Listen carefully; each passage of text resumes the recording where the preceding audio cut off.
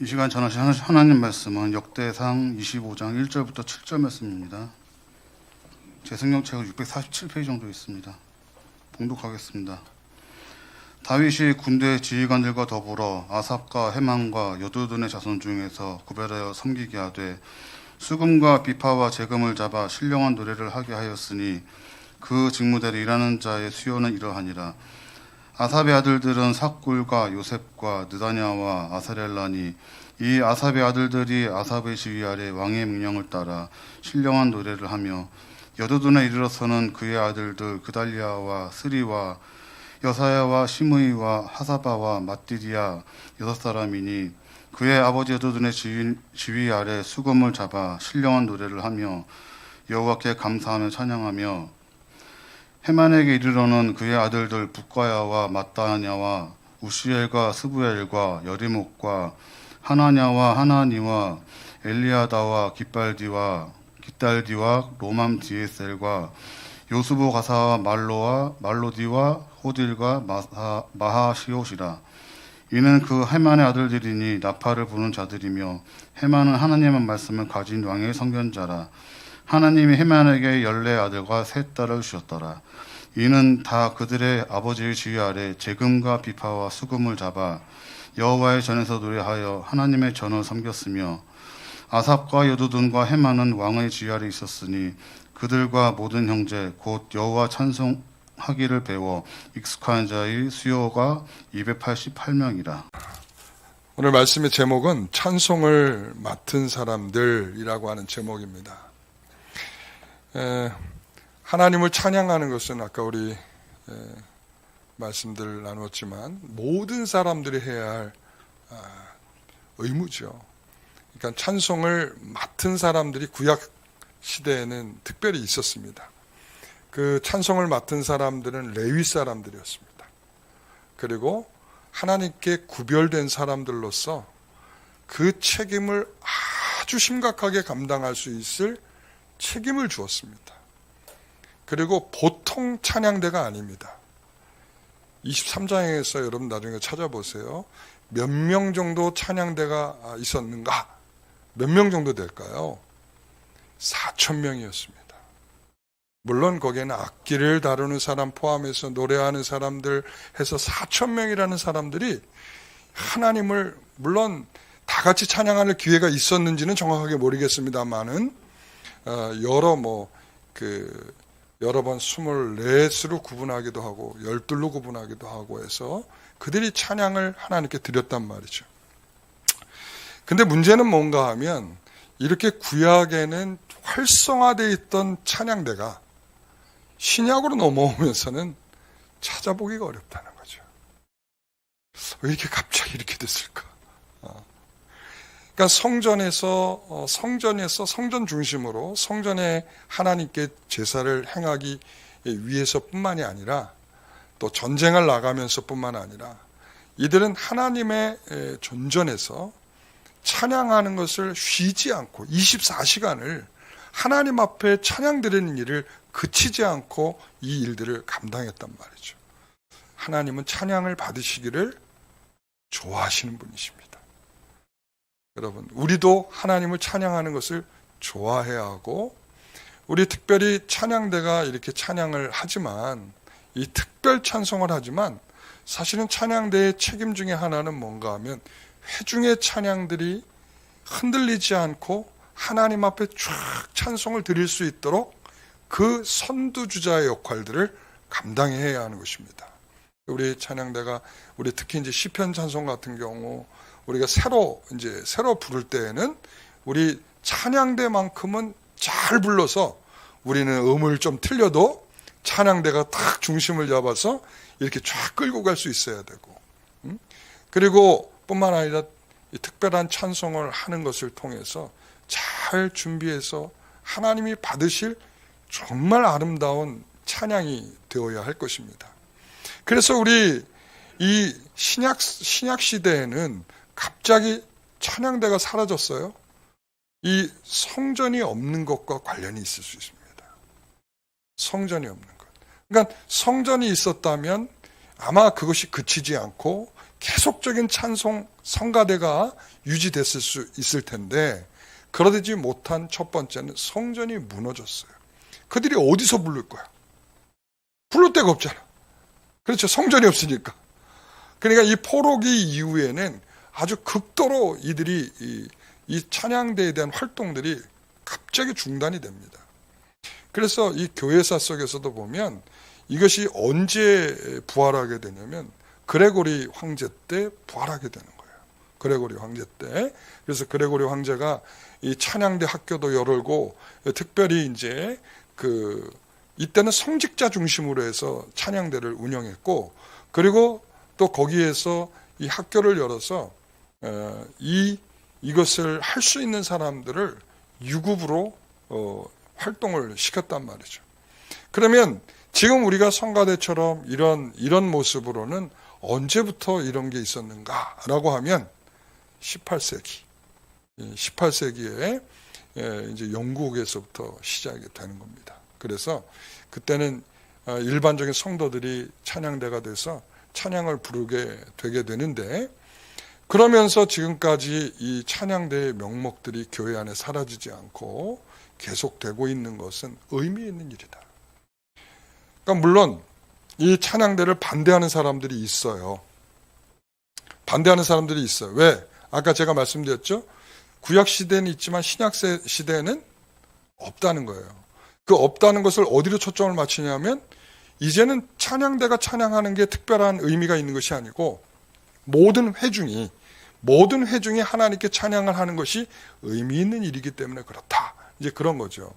그리고 특별히 이제 우리는 그것을 놓치지는 않아야 되고 그러면서도 저는 찬양대가 지금까지 유지되고 있다는 의미에서 찬양대가 좀 더 의미 있는 찬양을 할 수 있는 찬양대가 됐으면 좋겠다는 게 제 마음이에요. 그러니까 저는 로마서 12장 1절에 있는 말씀처럼 뭐라고 그래요? 너희 몸을 그 다음 페이지 하나님이 기뻐하시는 거룩한 산제물로 드리라. 이는 너희가 드릴 영적 예배니라. 저는 이 말씀을 우리 찬양대가 마음속에 유념하고 계셔야 될 거다. 그러니까 우리가 그냥 한번 연습 조금 몇 번 하고 부르는 것이 의미가 아니라 일주일간의 내 삶이 뒷받침되어 있는 영적인 예배로서의 찬양이어야 된다. 이것은 우리 모든 성도들도 마찬가지예요.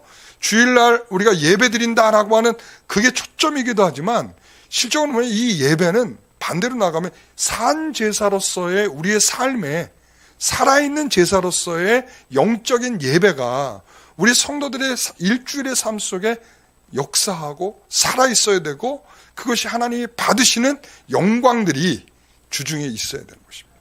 그것을 가지고 주일날 하나님 앞에 꽃을 피우듯이 피우는 것입니다. 그러니까 그것이 없는 주일의 예배는 어떻게 보면 죽은이에요. 죽은. 살아있는 예배가 아니라 죽은이란 말이죠. 모양은 있지만 실제적으로 그 안에는 생동감도 그리고 하나님의 살아있는 역사도 하나님이 기뻐 받으시는 것도 있을 수 없다는 것이죠. 그래서 우리 찬양대가 어떤 찬양을 들으면 좋겠느냐?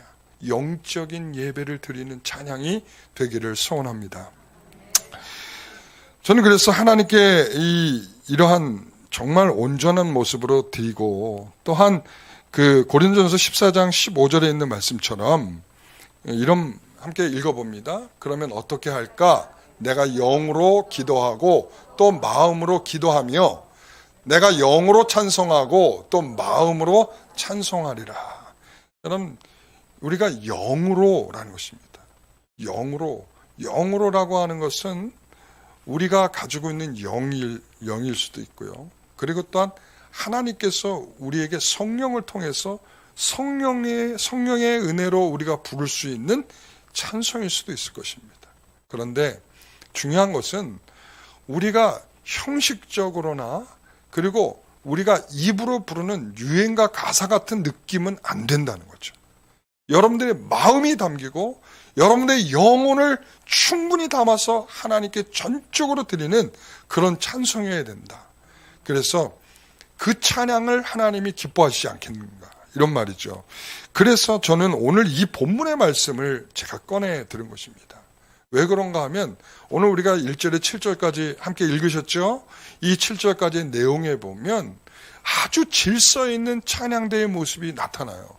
여러분 4,000명을 통솔하는 찬양대가 얼마나 여러분 어렵고 힘든 일이겠어요. 지금 우리 찬양대 몇 명이에요 지금? 몇 명 안 되잖아요. 그죠? 그런데 요 몇 사람을 운영하는 것도 껄끄럽고 쉽지 않아요.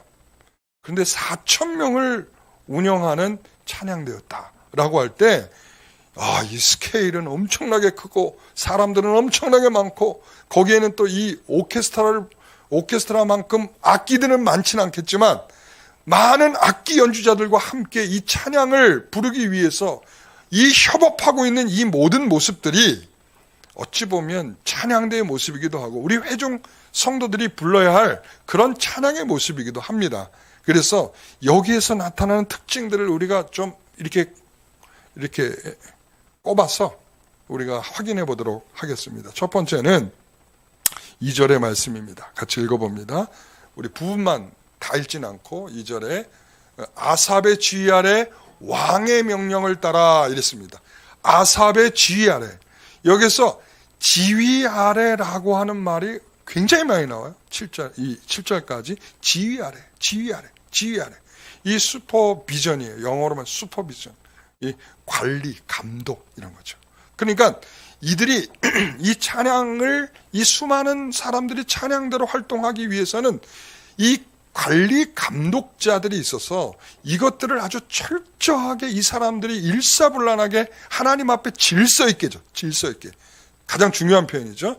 질서 있게 하나님께 드리기 위해서는 뭐가 있어야 돼요? 관리 감독이 돼야 돼요. 이런 사람이 있어야 됩니다. 저는 우리 찬양대장의 가장 책무 중에 하나가 뭐냐 이렇게 물어보면 밥을 잘 사는 거. 첫째는 밥을 잘 사야 된다. 죄송해요. 왜 갑자기 밑도 끝도 없이 밥 얘기냐. 그러나 이 찬양대장은 첫째는 밥을 잘 사야 말을 잘 들어요. 왜냐하면 이 뭔가가 이렇게 받는 것이 있어야 거기 피동적인 아주 순종적인 자세가 나오게 돼 있어요. 예? 주고받고가 생기는 거죠. 그러니까 찬양대장은 밥을 잘 사야 되고 그 다음에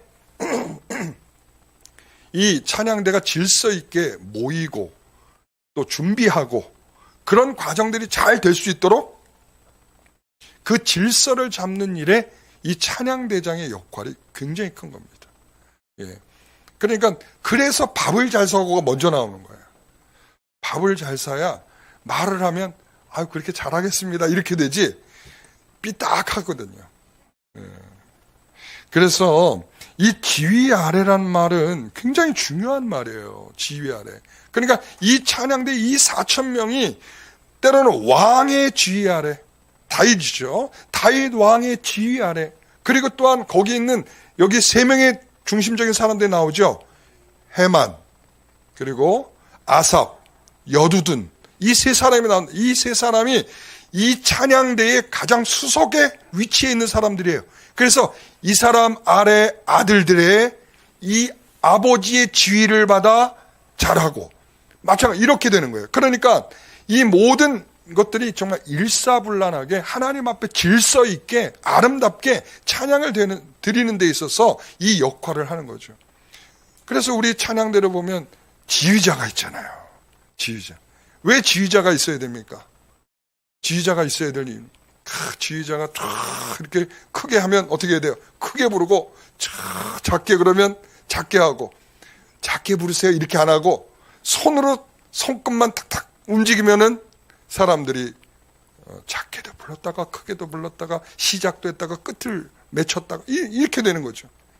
그러니까 이 지휘라고 하는 것이 바로 여기서 말하는 지휘 아래랑 비슷한 거예요. 그러니까 찬양이 하모니가 생기고 그리고 서로가 질서 있게 아름답게 부를 수 있는 지휘자의 역할이 굉장히 중요한 거죠. 나는 혼자 내가 알아서 부르겠다. 그렇게 되면 어떻게 되겠습니까? 멋진 솔리스트가 혼자 되는 거죠. 예? 그리고 알아서 화음을 만들어내고 알아서 돌림 노래로 만들어내는 거죠. 여러분, 그렇게 돼서는 질서가 없는 거예요. 하나님은 질서의 하나님이세요. 그러니까 지위 아래라고 하는 것은 하나님의 질서를 충분히 따라갈 수 있는 그러한 지위의 역할들을 해나가도록 하는 것이고, 그 아래에서 그 지위에 따라서 순종해서 하나님이 좋아하실 만한 것으로 만들어내는 역할들을 해야 하는 것이죠. 여러분, 전 그래서 음악을 전공한 지휘자보다 그 찬송을 제대로 이해할 수 있는 지휘자를 원하는 것입니다. 그러니까 우리 여기 지금 우리 이집사님 같은 경우에는 우리가 너무 잘하는 노래들 있잖아요. 찬양들, 그죠? 너무 잘하는 찬양들을 편곡을 해서 이거를 탁 부르도록 한다면, 그러니까 우리 듣는 사람들 입장에서도 저거 우리가 아는 노래인데, 오늘 부른 노래 알아요, 몰라요? 알아요, 몰라요? 우리 같이 한번 불러볼까요? 예? 우리 한번 불러볼까요? 예, 한번 불러봅시다. 아니, 아까 화음이 오늘 베이스가 좋았어요. 네, 오늘 베이스가 좋았어요. 내가 아까 베이스가 좋아서 베이스가 역할을 하면 우리는 그냥 우리는 우리 할 도리만 하면 되겠죠, 그죠? 예, 한번 불러보겠습니다. 가사 좀 띄워주세요.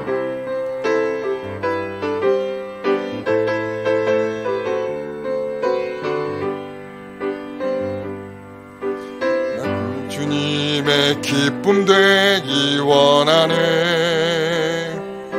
내 마음을 새롭게 하소서. 새 부대가 되게 하여 주사.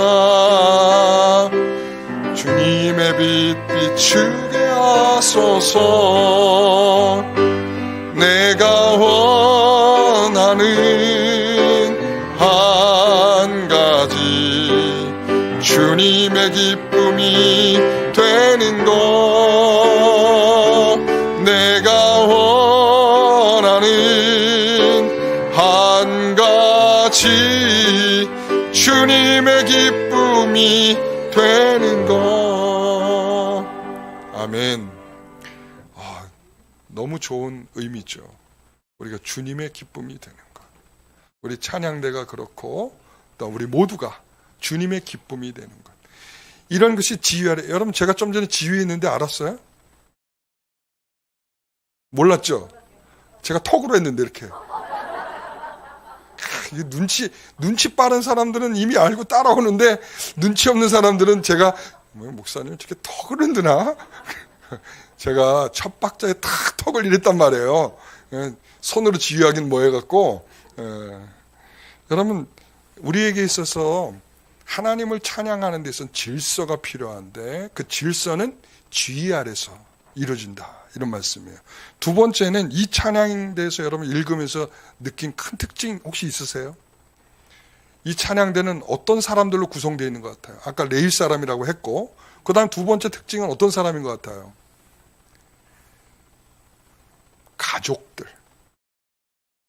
가족들이 했단 말이에요. 가족들. 여러분, 특히 해만 같은 경우에는 아들들이 몇 명이에요? 14명이라잖아요. 그 14명이 전부 다 동원됐어요, 여기에다가. 이야, 신난다. 여러분, 저는 찬양대에 이렇게 가족이 함께 앉아서 부를 수 있는 찬양대가 많아졌으면 좋겠어요.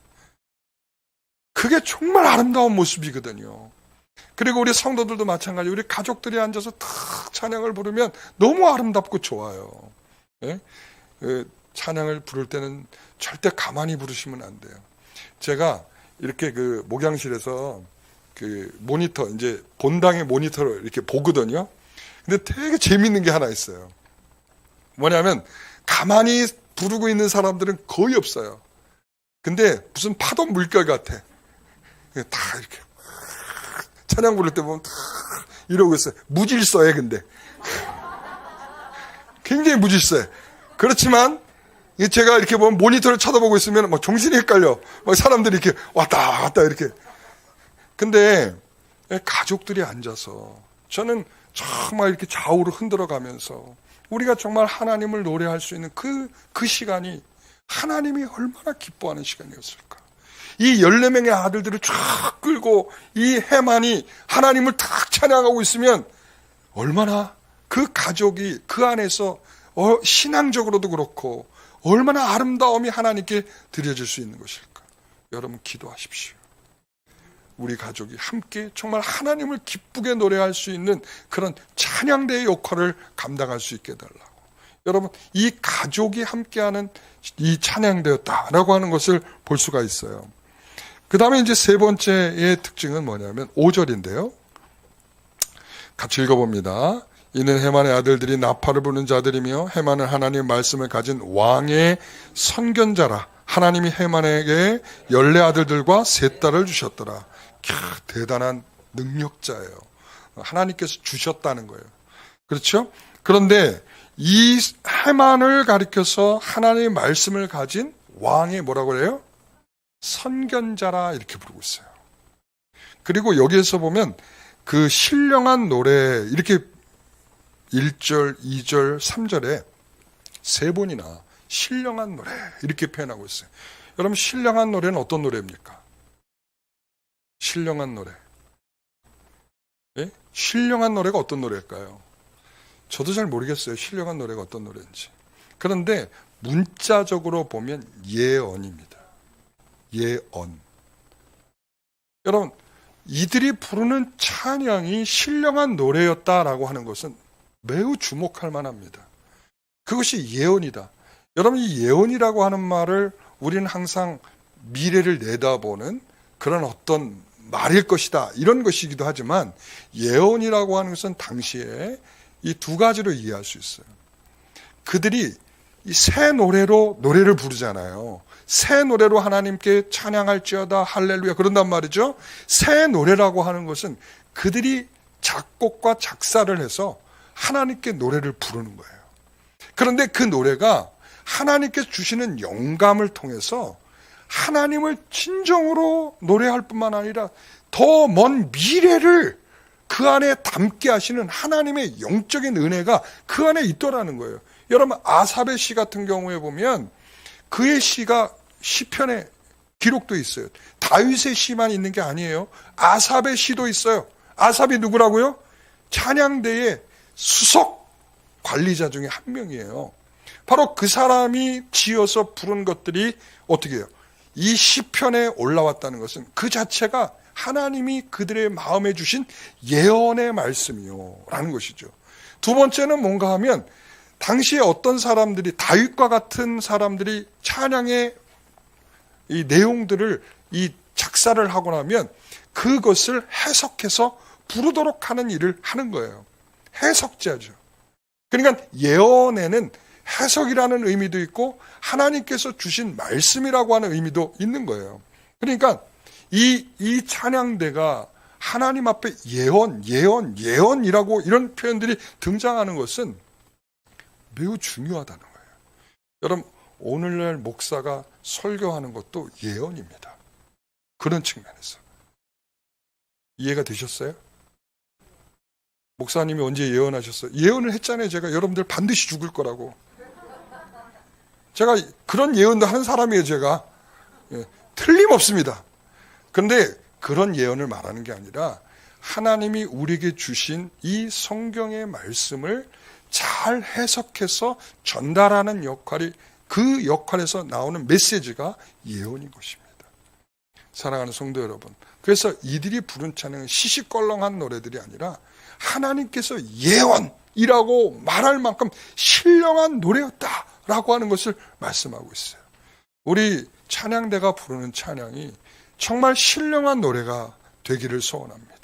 그래서 하나님의 말씀이 들려지는 것 같고, 그리고 하나님을 향하여 올려지는 그 찬양을 통해서 정말 하나님이 우리를 향한 그 마음들이 느껴질 뿐만 아니라 감사로 우리가 함께 동의할 수 있는 그런 찬양대가 될 수 있기를 소원합니다.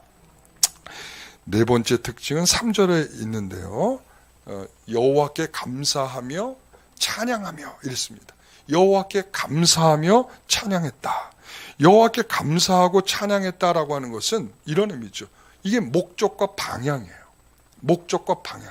그러니까 그들이 왜 찬양을 했습니까? 그러면 하나님께 감사하는 마음이죠. 감사하며 그분을 높이는 것. 여러분, 이게 찬양의 목적 아니겠습니까? 하나님께서 우리를 왜 지으셨습니까? 우리의 입을 통해 하나님을 높이도록 하는데 목적이 있는 것입니다. 여러분들이 왜 지금껏 살고 있습니까? 하나님을 노래하고 하나님을 우리의 삶 속에서 높여 그분을 찬송할 이유를 가지고 우리는 오늘도 살고 있는 것이고 내일도 살 것입니다. 여러분, 그게 찬양대의 중요한 이유입니다. 하나님께 감사하고 그리고 하나님께 그 어떠하심을 노래하는 찬양이 있어야 되는 것입니다. 여러분, 자기 감정에 빠져 부르는 노래를 찬양이라 할 수 없듯이 인간이 중심이 되어 인간의 마음에 와닿는 내용이 아닌 우리의 마음은 찢어지고 우리의 마음은 회개가 쏟아질 수 있는 그런 내용일지라도 하나님이 기뻐하실 내용으로 우리가 찬양하는 것, 이건 매우 중요한 것이다. 그분을 향한 감사요, 그분을 향한 찬양. 그래서 목적과 방향이 분명한 찬양을 해야 된다. 다섯 번째는 7절입니다. 굉장히 특징이 많죠. 지금 여기까지 오는 동안 다 잊어버렸을 텐데 첫 번째가 뭐라 그랬죠? 네? G 아래. 두 번째는 온 가족이 동원돼서. 자, 그 다음에 세 번째는 신령한 노래로. 그 다음에 네 번째는 감사와 찬양하며. 그 다음에 다섯 번째는 이제 하려고 그러는 거예요. 자, 7절 같이 읽습니다. 그들과 모든 형제 곧 여호와 찬송하기를 배워 익숙한 자의 수요가 288명이라 이랬습니다. 자, 여기에서 익숙한 자의 수요가 이랬습니다. 배워서 익숙한. 8절 같이 읽어봅니다. 이 무리의 큰 자나 작은 자나 스승이나 제자를 막론하고 다 같이 제비 뽑아 직임을 얻었으니. 여기에 참여하고 있는 사람들은 실력 위주가 아니라는 것을 알 수 있어요. 그럼 실력 위주가 아니다. 참 감사하죠. 여러분, 제가 원래 제가 얼마나 이 노래 부르는 실력이 없는지 여러분 모르시죠? 제가 알아요? 다 들킨 거예요? 제가 옛날에는 이 콩나물도 못 봤어요. 제가 콩나물이 왜 저렇게 있는지를 몰랐어요. 근데 맨 처음에 그 특성을 제가 첫 번째 교회에서 이제 특성을 딱 하라고 그러는데 베이스를 하라는 거예요.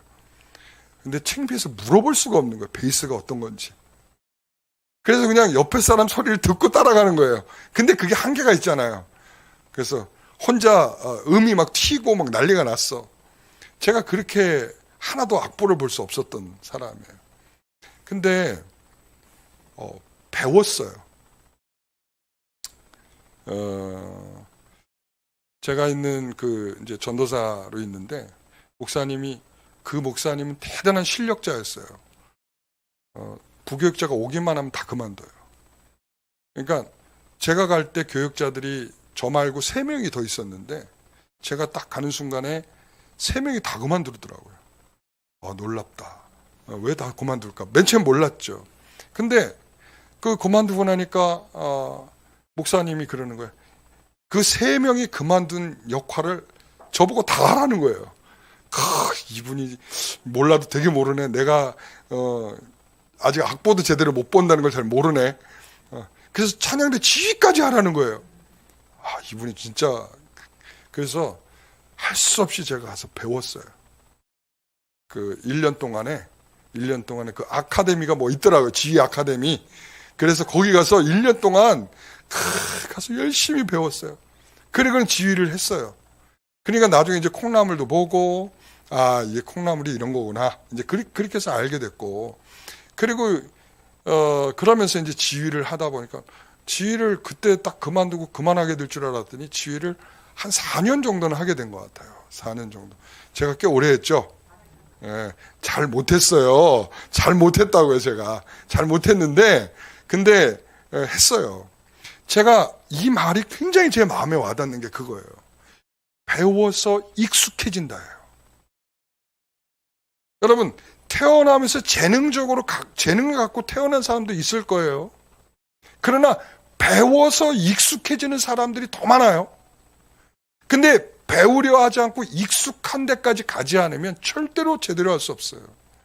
이 찬양대 오늘 제가 왜 더 힘있게 느꼈나 이렇게 생각을 해보니까 오늘 우리 찬양대가 악보를 내려놓고 부르더라고요. 그만큼 곡을 익혔고 또 아는 노래이기도 하고 그러다 보니까 우리 찬양대가 지금까지 부른 찬양, 제가 지금까지라 하면 논현동에 와서를 얘기하는 겁니다.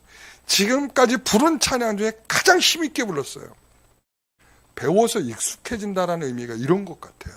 우리가 좀 더 이것을 익숙하게 될 때까지 훈련하는 거. 제가 며칠 전에 우연히 이제 어떤 유튜브를 하나 봤는데 그러더라고. 유튜브에서 뭐라 그러냐면 막 욕을 하듯이 얘기를 하는 거야. 그러니까 그 강의하는 사람이 그 강의를 하면서 이건 꼭 외워야 되는데 야 너희는 지금 처음부터 다 외운 사람 있어? 없지? 그러면서 너희들 구구단 어떻게 외웠어? 224, 248 너희들 지금 그거 외우려고 얼마나 애를 썼니? 그렇게 공부하는 거야. 그렇게 공부하는 거야. 그렇게 외우면 다 외울 수 있어. 그런 수고를 안 해서 그런 거지. 여러분, 저는 배워서 익숙해진다는 의미가 바로 그런 것 같아요. 우리가 정말 자유롭게 할 수 있는 그때까지 참고 그것을 해내는 것입니다. 오늘 저는 이 말에 너무 은혜가 되는 것 같아요. 타고난 사람 한 번만 보면 다 감을 잡으며 할 수 있는 사람들도 있어요. 그런 탁월한 사람들도 있어요. 그러나 탁월하지 못한 사람들은 많이 불러서 그것을 익숙해질 때까지 불러야 되는 거예요. 우리 찬양대가 그렇게 하면 좋겠어요. 일주일 동안 다 외워서 올 정도로 열심히 해갖고 오세요.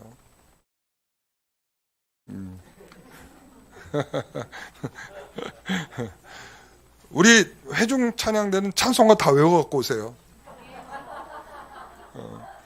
우리는 부르는 찬양마다 다 찬송가 없이 부를 수 있을 만큼. 목사님, 그러면 우린 다 죽어야 돼요. 지금 그럴 정도로 마음이 들겠지만 저는 이 합창이라는 성격상 조화롭게 잘 부를 때까지 함께 부르고 또 불러서 찬양하게 되는 겁니다. 우리 회중 찬양도 그런 겁니다. 부르고 또 불러서 익숙해질 때까지 말이죠. 우리가 시편 찬송도 우리가 지금 한 달 동안 부르잖아요. 첫 주 부를 때가 제일 힘듭니다. 저 역시도. 저도 부르고 나왔는데도 전날 부르잖아요. 전날. 제가 그 음악에 탁월하다면 그 다음날 부를 때도 문제가 안 되는데 아까도 말씀드렸잖아요. 제가 탁월하지가 않아요. 그러니까 전날 부른 게 부분적으로는 생각나는데 부분적으로는 음을 까먹어요. 그러니까 틀려요. 근데 참 놀라운 건 말이죠. 둘째 주, 셋째 주 가면서부터는 안 틀리고 잘 불러요. 익숙해지는 거죠. 여러분, 우리가 배워서 익숙해지는 건 너무나 중요한 일입니다. 우리가 말씀을 배워서 익숙해지는 것, 찬양도 배워서 익숙해지는 것, 우리 성도들이 배워서 익숙해져야지. 우리가 그렇지 않으면 우리가 맨날 알고 있는 수준에서 넘지 못하는 거예요. 우리가 찬양 부를 때도 그래요. 우리 요즘에 우리 성도들 가장 좋아하는 찬양이 뭔가 오늘 다 나왔어. 오늘 우리 찬양대가 인도할 때 다 나왔어요. 우리 은혜들을 그렇게 좋아하대. 예? 그 요즘 곡인데 어떻게들 그렇게 다 잘 알아요? 여러분, 그게 여러분 많이 들으셨죠? 많이 들으셨죠? 많이 들으니까 익숙해져 가는 거예요. 그러니까 여러분, 새로운 찬양도 익숙해질 때까지 우리가 많이 들으면 우리가 얼마든지 부를 수 있는 그런 찬양이 되는 것입니다. 저는 우리 회중 찬양들이 때로는 제가 좀 답답할 때가 있어요. 조금 모르는 곡이 나오면. 그래도 이제 우리 성도들은 우리가 시편 찬송도 하고 제가 좀 모르는 찬송도 막 제가 하잖아요. 그죠? 그러다 보니까 우리 성도들이 이제는 뭐 어쩔 수 없다. 어쩔 수 없다. 그러니까 목사가 계속 모르는 찬양을 계속 하니까 어쩔 수 없지 뭐 그러면서 따라오지만 제가 처음에는 있잖아요. 우리 성도 다 입 닫고 있었어요. 목사님 또 오늘 모르는 찬송 하네. 그래서 부르지는 않고 딱 입 닫고 있어. 그런데 이제는 어쩔 수 없다. 어차피 목사가 나가지 않는 이상은 계속 같이 불러야 되니까 익숙해질 때까지는 불러야 되겠다. 이 생각으로 지금은 따라 같이 불러주고 있는 것 같아요. 여러분, 그렇습니다. 찬송이란 건 처음부터 우리가 익숙한 거 없어요. 부르다 보면 그 찬송이 정말 하나님이 우리에게 필요하게 부르게 하시는 찬송일 수 있고요. 그 찬송을 통해서 우리는 더 하나님 앞에 마음이 깊어져 가게 되는 것입니다. 사랑하는 성도 여러분, 그러므로 우리는 이 배워 익숙해져가는 우리 성도들이 되고 찬양대가 되기를 소원합니다. 제가 지난번에 되게 놀란 적이 있었어요. 얼마 전인데 제가 그래서 그거 끝나고 우리 찬양대가 끝나고 올라가서 연습을 하고 있을 때 제가 들어가면서 그날 박수를 쳐드렸어요. 누구에게 그랬을까요? 김복의 장로님이었어요. 오늘 솔리스트로 그날 솔리스트였거든요. 알고 계세요? 네, 솔리스트. 여러분, 우리 교회는 이런 교회예요. 김복의 장로님이 솔리스트를 할 수 있는 교회예요. 여러분, 큰 교회 가보십시오. 솔리스트 다 돈 주고 사와요. 여러분, 돈 주고 사오는 솔리스트가 여러분 그 부르는 저는 마음에 안 들어요. 저는 김복의 장로님이 솔리스트로 부르는 찬송이 되게 마음에 들었어요. 그래, 우리는 배워서 익숙해지는 사람들이고, 그리고 하나님, 오늘 제가 8절의 말씀처럼 이런 거죠. 아무리 큰 자나 작은 자나 스승이나 제자를 막론하고 다 같이 제비를 뽑아 직임을 받는 것처럼 우리는 특별한 사람에 특별한 임무를 주는 게 아니라 조금 부족해도 하나님을 찬양하는 일에 뽑혀 찬양할 수 있는 그런 위치에 서도록 하나님이 이끌어 가신다는 거죠. 얼마나 의미 있는 일입니까? 여러분, 그런 의미에서 정말 저는 정말 배워서 익숙해진다. 이게 제 마음에 굉장히 오는 것 같아요. 마지막으로 6번째예요. 자, 1절의 말씀입니다. 다시 1절로 돌아갑니다. 구별하여 섬기게 하되, 이것입니다. 구별하여 섬기게 한다. 여러분, 이 사람들을 하나님께서 구별하도록 하셨습니다. 여기서 지금 군대라고 표현되어 있지만 실제로 레위의 우두머리였을 가능성이 높습니다. 이게 단어들이 항상 똑같은 단어를 이런 용법 저런 용법으로 쓰기 때문에 때로는 이것이 군대일 수도 있고 때로는 거기에 우두머리일 수도 있고 이렇거든요. 그러니까 이 우두머리일 가능성이 높아요. 왜? 맥락상 갑자기 군대가 여기서 뭐 찬양의 리더자로 쓰기가 좀 어색하잖아요. 그죠? 근데 이건 군대보다는 레위 사람들 중에 우두머리 중에서 이런 의미가 좀 더 맞는 것 같아요. 그래서 여기서 하나님께서 구별하여 섬기게 한다라고 하는 것은 이 다윗과 사역자는 그 사람들을 뽑아 임무를 맡겼고, 또 임무를 맡기면 그 맡겨진 자들이 이것을 충분히 섬길 수 있는 그런 일들을 하게 했단 말이죠. 저는요, 뭐 요즘 그런 것들도 많지만 제가 이제 노회나 총회에 갔을 때 전 이런 마음이 있어요. 굉장히 총회장이 되고 싶은 사람도 있고 노회장이 되고 싶은 사람들도 있어요. 근데 전 되고 싶지는 않아요. 여러분, 전 되고 싶진 않습니다. 예? 근데 주어지면 하나님 앞에 열심을 내야 된다고 생각하는 사람이에요. 어떤 일이 되든 그랬더니 막 주어져요. 그러니까 제가 열심을 안 해야 되는데 주어지면 열심을 내거든요. 그러니까 자꾸 일들이 맡겨져요. 쟤는 열심히 하는 애니까 쟤 자꾸 일을 주자 이거예요. 근데 또 주어지면 마다하지 않아요. 합니다. 그러니까 바로 그런 분위기예요. 지금 하나님께서 주어진 일들을 책임 있게 맡겨 감당할 수 있는 그 일들을 하게 하셨다는 거예요. 여러분, 중요한 건 그겁니다. 그 일이 사람이 준 일이 아니라 하나님이 준 일이기 때문에 그런 것입니다. 여러분, 하나님이 주신 일 앞에는 우리는 빼서도 안 되고 게을러서도 안 되고 대충 해서도 안 되는 것입니다. 하나님이 주신 일 앞에는 정말 최선을 다해야 되는 것입니다. 하다 말다가 그리고 뭐 대충 하다가, 전 이런 것은 하나님 주시는 일의 성격상 옳지 않다. 그래서 여러분, 이 찬양대는 예배 순서상 매우 중요한 위치에 있는 것입니다. 그러므로 이 예배가 하나님 앞에 드려질 때 우리 찬양대가 맡겨진 그 책임이 충분히 하나님께 될 수 있도록 책임을 다할 수 있기를 간절히 소원합니다. 여러분, 6가지 다 들으셨죠? 우리 다시 한번 복습해 볼까요? 첫 번째, 지휘 아래. 두 번째, 온 가족이 함께. 세 번째, 신령한 노래로. 네 번째, 감사하며 찬양하며. 그 다음에 5번째, 네? 네, 배워서 익숙한 자. 그 다음에 6번째. 이거 다 보여준 거 아니에요, 지금? 이거 센스 있어. 나는 여러분만 쳐다보고 있느라고 여기에 뜨고 있는 줄 몰랐어요. 우리 성도들이 왜 이렇게 잘하나 그랬더니, 나는 그래서 배워서 익숙해졌는 줄 알았더니, 제가 좀, 다시 한번 해볼게요. 그러면 제가 이제 띄워주지 마세요, 이번엔. 자, 이제 다시 한번 해보겠습니다. 자, 첫 번째, 지혜 아래, 가족이 함께 신령한 노래로. 네 번째, 감사하며 찬양하며. 다섯 번째, 배워서 익숙하며. 그다음에 여섯 번째, 구별하여 섬기며. 네, 자, 6가지 너무나 좋은 특징이고 너무 훌륭한 특징입니다. 이 찬양대가 하나님이 얼마나 기뻐하셨겠습니까? 대단한 사람이어서가 아니라 하나님 앞에 질서 있고 중심 있게 정말 온전함으로 드린 이 찬양이 하나님이 기뻐하신 것처럼 우리 찬양대의 찬양이, 우리 회중의 찬양이 그런 찬양이 되기를 간절히 소망합니다. 기도하겠습니다. 하나님 감사합니다. 저들 가운데 뽑으셔서 책임과 의무를 주셨사오니 하나님 귀하게 받아주시고, 또한 하나님께서 이들의 찬양을 통해서 우리 온 성도들의 마음도 그 찬양과 일치하는 것 같은, 날마다 예배 속에서 우리도 동일한 찬양을 드리는 것 같은 그런 은혜와 역사가 있게 하여 주옵소서.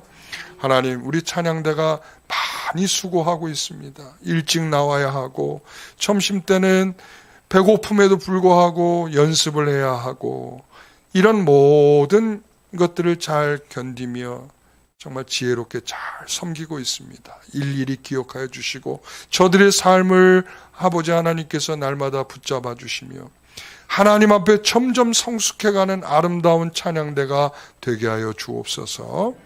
하나님, 이 모든 일들을 귀하게 여기며 이들의 헌신 예배를 받으실 줄 믿사옵고 예수님의 이름으로 기도하옵나이다. 아멘.